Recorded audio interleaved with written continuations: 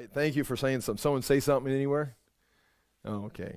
Anyway, in 63 AD, it could have been when it would have been written, but most likely Paul is further to the west in gone to Spain or something, and someone else is bringing Timothy over to Jerusalem. That was their intention. So that's a little bit about the new timeline. I just presented a different timeline of when it could have been written.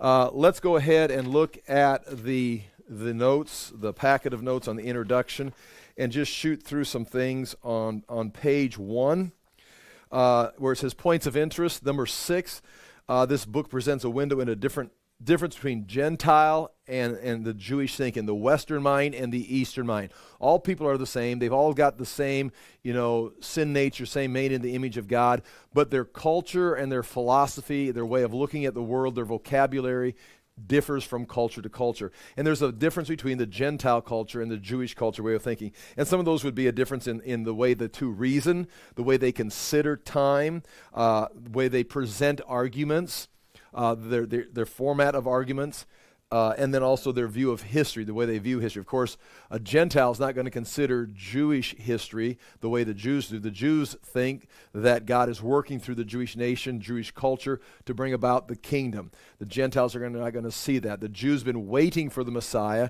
and they believe God has spoken to their forefathers. That's how the book begins. God has spoken to our forefathers. The Gentiles don't see it that way. They had many gods in the past, and Paul appeals to them on a different basis. Same gospel, same God, but again, you can see when we get into the book, some of the arguments, what's interesting about that is some of the arguments within the book are connected within the scriptures, using illustrations from the scripture, using a certain style of argument that is familiar to the Jews, especially the rabbis and the teachers.